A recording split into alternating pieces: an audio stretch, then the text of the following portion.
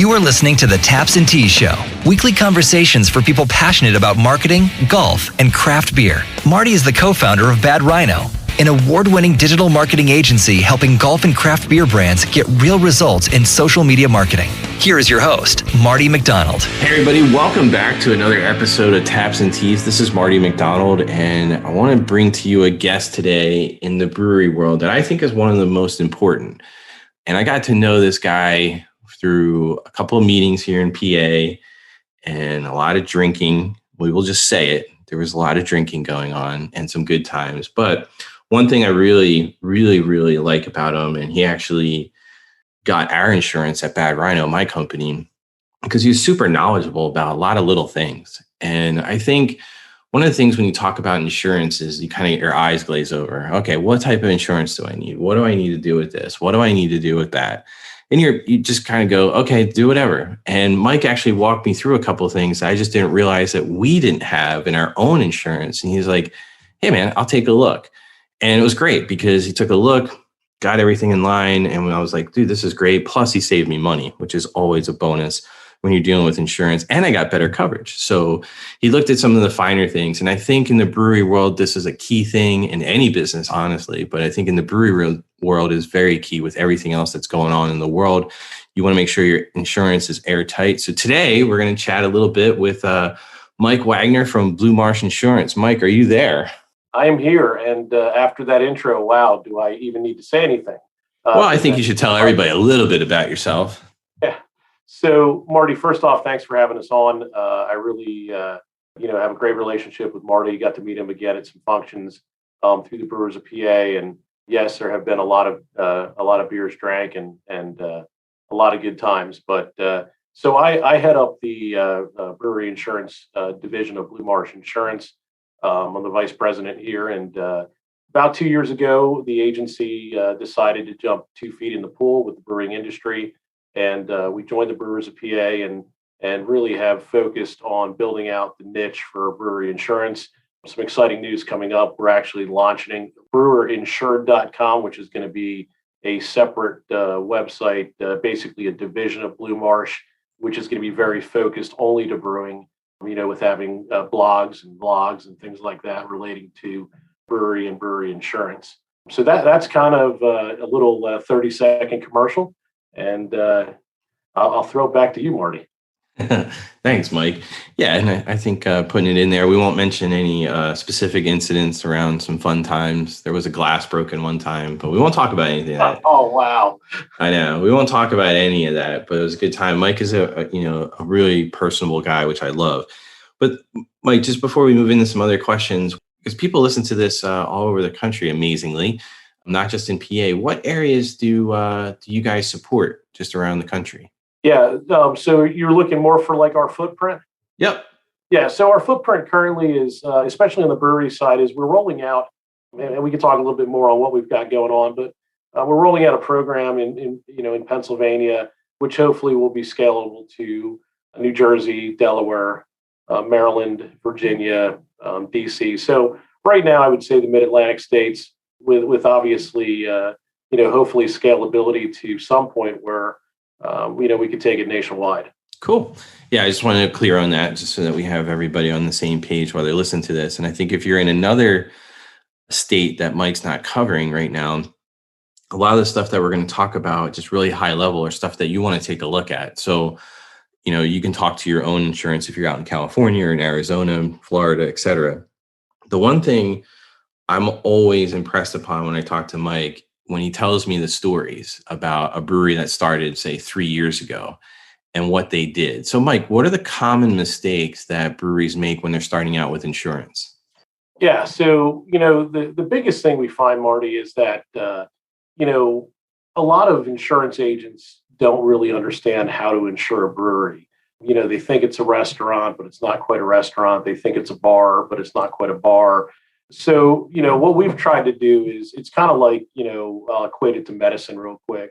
If you have chest pain, Marty, you go to your family doctor and be like, hey, I have chest pain. What can I do? Or you can go to a cardiologist that specializes in it and, get a better diagnosis, hopefully from the cardiologist than you would from your family doctor. Well, we look at brewery insurance that way. You could go to your cousin or your uncle, and they could probably try to help you out. It may or may not be correct, or you can come to us, and we're more of the cardiologists when it comes to brewery insurance. So there are a lot of mistakes that are made. You know, and it's funny, Marty. A lot of the common mistakes are mistakes that are made on insurance across all industries and all classes of business. So we try to address that by going in and taking a look at what you have now and giving you that professional second opinion.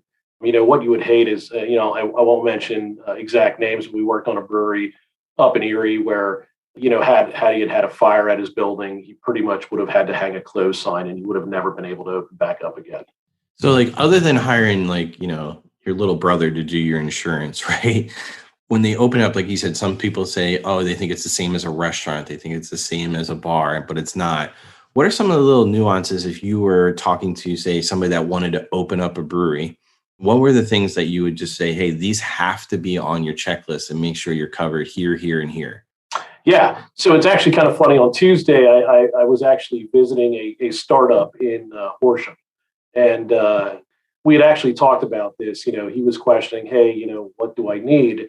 And, when I sat down with him, he was actually already behind the eight ball because he had all this equipment in the building and currently no coverage for any of the equipment that he was installing. They had made changes to the building with drains and things like that. And essentially, if he'd have fire right now, he'd be out a pretty good capital investment. So that's number one, is that you got to kind of get insurance while you're a brewery and planning before you actually start brewing any beer.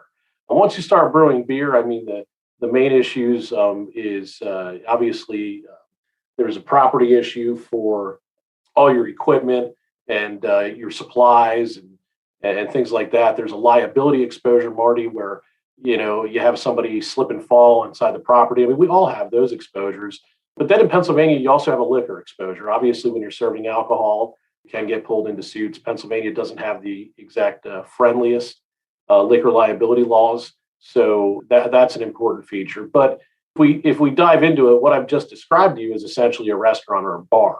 Where breweries tend to miss things are coverages specific to brewing, contamination to your product, selling price of your product. If a tank collapses or leaks, what happens to that spilled good? And those are the things that we try to point out that, okay, hey, yeah, you've got certain coverage, but you don't have the ones that are, truly industry, specific to brewing. Where do you think when breweries do set that up, right, whatever stage they're in, and not trying to disparage anybody in the industry or anything, people selling insurance, but why do they think they miss that when they, breweries are a little bit different than the bars and the restaurants? Why do they just skip over that? Is it because of it's expensive or? So I really think, Marty, the unfortunate thing is, and it's fortunate for me because it gives me great job security, is the unfortunate thing. There's a lot of agents out there that really, don't know how to handle writing a brewery, nor understand the coverages that entail, that you really need to kind of, create that, protective barrier around the brewery. Is they don't understand the coverages. They don't know what to ask for. They really don't even know which coverages are important. And unfortunately, you do have a lot of buyers that the biggest thing that they want to buy on is price. And, I can give you a great price and crap coverage, or I could give you a competitive price and give you coverage that gives you that peace of mind, like the brewery in Erie now that is now a customer understands, it might be, $100, $200, $300 more a year. But at the end of the day, if my business burns, I'm going to be fine. I'm going to be able to open back up. Right. But I think a lot of it does come down to the agents not knowing. And then, conversely, on the brewery side, a lot of the guys do buy on price. Yeah. Do you think in terms of the price that they just don't know? So they say, okay, this is, $10,000 policy a year or whatever the cost is, just throwing a number out there. Hey, this looks kind of similar for 5,000. Like they just don't know, or is it, something a little bit weirder than that? No, I think that's exactly right. Gotcha. Let's be real. I think, in what you do, Marty, you're an expert in what you do.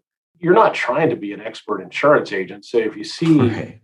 two policies and they both have liability, and one is half the price of the other, most people would just be like, hey, it's $5,000 cheaper. Let's just go without asking the question, why is it $5,000 cheaper? I think that's more or less. Look, I mean, I made that mistake when I was, in my personal life. Is we remodeled my basement and I took the lowest bid, and it looks like I took the lowest bid when I finished my basement. So cheaper is not always better, especially when it could potentially sacrifice everything you've worked for. Yeah, and I think from personal, and like I said at the beginning of this podcast, full disclosure, Mike does our insurance at Bad Rhino, which is my agency. And, I think the unique part was I'm like, dude, I don't think I need this much or whatever. And he wound up getting me better insurance at a better price across the board. And it was just little nuances. Like I didn't know how to ask those questions. And I think whether you're whatever business you own, but especially in the brewery, just ask your agent, like, what do I need? And, make sure I'm covered, and even think about the catastrophic stuff, even though you don't like to talk about it. It's like, buying life insurance and then you're like, oh, I need it. But you don't want to really get into the nitty gritty of it. And then you might forget, something like disability insurance, which is just as important if, God forbid, something happens.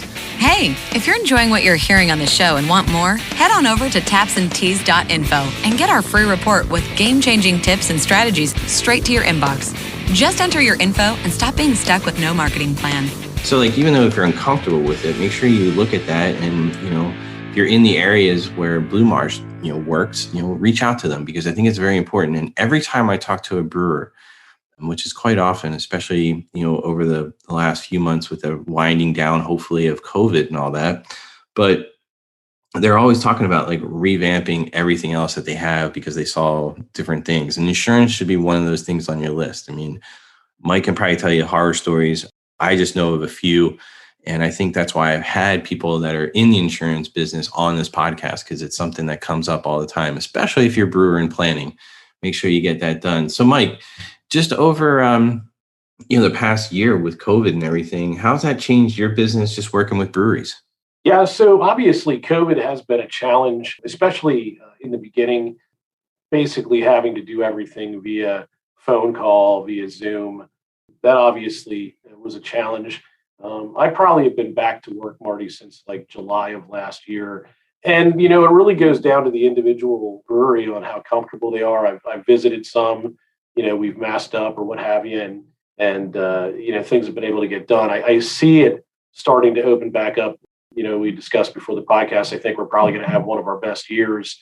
And a lot of it is, people are starting to feel a little more comfortable with, one-to-one interaction that I think we lacked last year. So, yeah, I mean, that obviously was a huge hurdle. And on the insurance end, I mean, let's be real, talking to some brewers, their worry was, hey, crap, I need to get my PPP loans. I'm not really looking at switching my insurance right now because it's on the bottom of my list because of all this other stuff that I've got to get accomplished to stay in business. Absolutely. Did anybody reach out just because they're like, pandemic, do I need to have something different in my insurance moving forward? Yeah, so for sure, man. I mean, not just breweries, but pretty much customers all across the spectrum. One of the biggest questions we got was, hey, is there insurance coverage because the government shut us down because of this pandemic? And the sad answer, Marty, was that almost all insurance policies have this nasty thing which says, we're not going to pay any claims in reference to viruses, bacteria, and things like that. So I expect that to change going forward. I expect you to be able to buy some type of, we'll call it plague insurance. That being said, I don't think it's going to be cheap. I think it is something that's going to come with a price. Sure. But yeah, we got a lot of those phone calls, especially in the beginning of COVID when the shutdowns were really fresh, and there wasn't a whole lot of companies doing like starting the outdoor seating yet and things like that. And talking to some of the brewers, obviously they were able to kind of stem the tide by going to outdoor seating, by if you had a canning line by switching to distribution instead of taproom sales. So it's been neat to see, how these breweries have overcome the challenges. Yep. No, 100%. How did you get into, working with breweries? Other than the fact that I love to drink beer. Yeah, exactly. Well, the craft brewery industry has just been, booming. As you've been in it longer than me, Marty, with craft beer. I mean, the craft brewing industry has just been booming. And the funny thing is when we looked at it, we didn't see a whole lot of, programs out there, a whole lot of expertise. So it seemed to be a pretty smart fit, and don't get me wrong, I'm never going to really, turn up an opportunity to have a pint or two. So that's kind of what got us in. I mean, if I can give a 10-second commercial, I would say, just keep an eye out for some pretty exciting stuff happening with Blue Marsh and the Brewers of Pennsylvania. Absolutely. You can put a commercial in here. That's fine.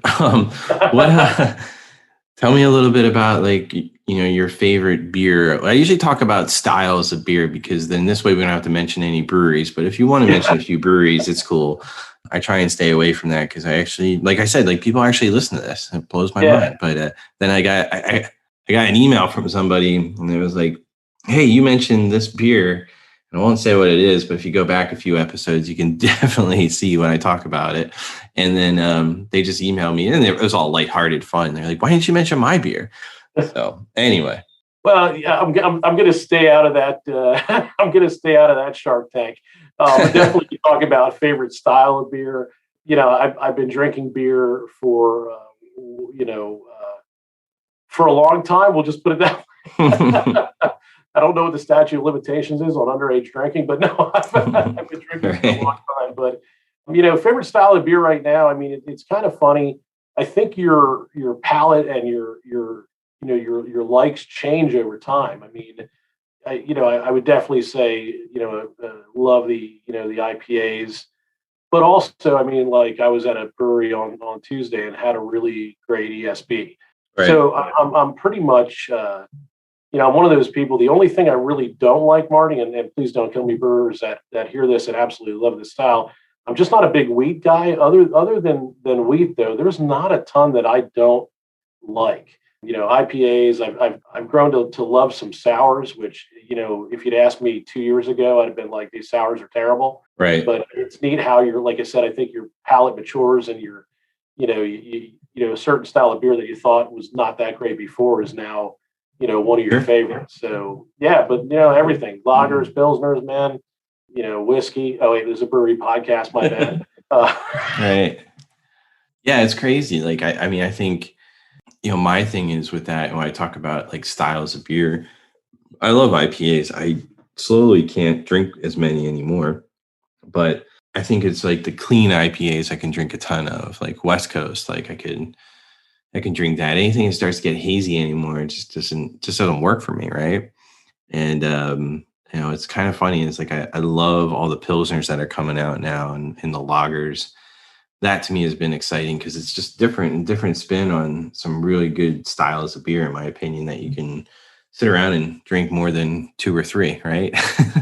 Yeah, for sure. And it's funny, you don't blame the brewers though, because they're brewing what it sells. Yeah. I mean, so you got that whole generation that just is in love with the whole milkshake IPAs and the, hazy, juicy, IPAs. But yeah, I'm like you, man. I mean, I like the cleaner IPAs. Look, I'll mention a non-PA beer. I go back to just drinking like a Sierra Nevada. I love that style of the West Coast IPA. Right. And craft beer drinkers, I'm just bringing it up because I'm not going to mention a craft brewery in Pennsylvania.